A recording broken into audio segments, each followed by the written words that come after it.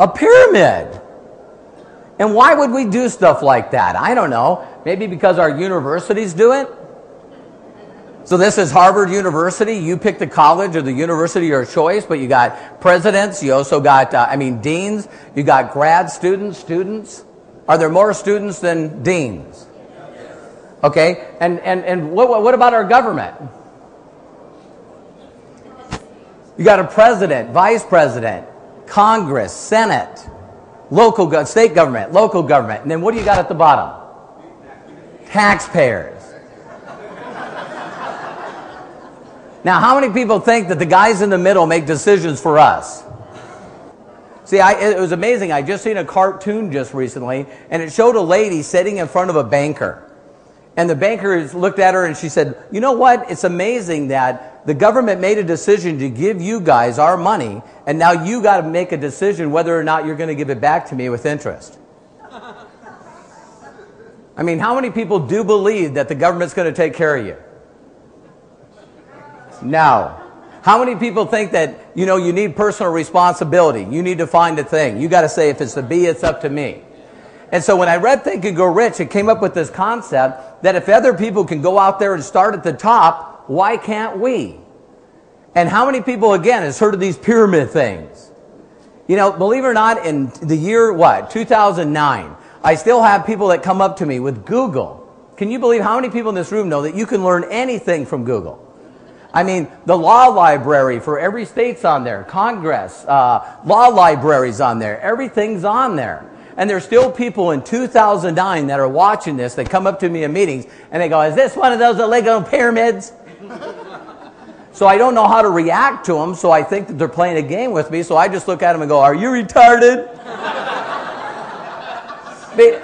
Because I think they're playing a game with me. How many people realize if someone asks a stupid question, they deserve a stupid answer?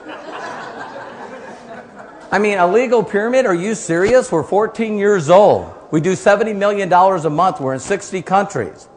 How many people have heard of Citicorp? Citicorp is the first trillion-dollar corporation on the planet. General Electric, another top 5 company. Then you got General Motors, Ford, and Chrysler. Do you know last year, if you took all those companies combined, Avon did more than they did. Avon did over $10 billion last year. So for some of you that have got more degrees than thermostats, and you're smarter than me, then if you're smarter than me, you should be helping more people than me, and you should have more money in the bank than me. Because if you're intelligent and you're not using it, that's stupid.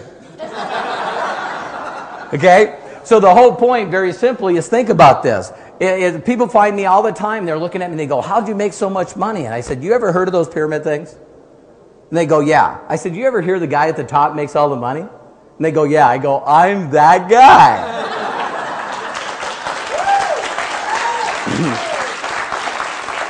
Now, here's the important point. You can be that guy. You can be that person. Because according to Think and Grow Rich, all you got to do is start at the top. And now I'm reading through this book, broke. I was so broke I couldn't pay attention. Some of you will get that on the way home. I know you will. Okay? And I'm reading this book, and how would you like to read this book? Cast on your leg, getting kicked out of your apartment, looking for your car to be repossessed. And I read this book, and it says another key secret to Think and Grow Rich is OPE. Other people's efforts, other people's energies. How many people in this room know a person that's very wealthy? Do they have other people working for them? Yes. Just a clue. Small one, but just a clue. How many people in this room have a job? How many people watching this have a job? Do you have co-workers? Another clue. There's someone that's got a lot of people working for them. So I'm reading in this book, and the book says it's easy to be successful. It's easy. Why? No one else is trying. No one else is trying. And second reason is very simple. Is you got to understand that you got to learn something that makes you money, and you got to teach other people how to do that. Now think about this. If you got to learn to be successful, why not learn from someone that's successful? I mean, when I read this book, ladies and gentlemen, do you realize how simple and basic becoming wealthy is? Do you know how simple and basic being happy is? Don't do the complicated things. Do the little things. So I'm reading in this book, and it says, all I got to do is learn something that makes a lot of money and teach other people how to do it. And I thought, you know what? I'm on workman's comp making $900 a month. I might as well try this. And I did. And I went out and learned how to do it from someone that made over $60,000 a month. And I started teaching people. And believe it or not, now I have these little dots that you see. I now have 430,000 people that are responsible for my income. Okay? Now, listen to this. What if just last month, all of my 430,000 lazy friends and family only did 1 hour of work the entire month? Then I got paid on 430,000 hours of work. How many hours did you get paid on? See, you got to learn to work smart instead of hard. And J. Paul Getty said it best. I don't know how many people are from California, but you go from 405, from downtown Hollywood into the San Fernando Valley. And as you're driving, there's this beautiful museum sitting on the hill, and it's called J. Paul Getty Museum. Now, when you got a museum, you did okay. When you have to get off on J. Paul Getty Drive to get to it, you did better. And J. Paul Getty said, again, he's the one that said these statements. He said, it's easy to become successful, one, because no one else is doing it. And second, I'd rather make 1% off 100 people's efforts instead of doing 100% of my own. This gives you the third key principle, which is leverage. Leverage, residual income. The other thing he says that you're going to see me tie into this is you got to find a product that has these 5 key things. If you find a product that hits it, it's perfect timing.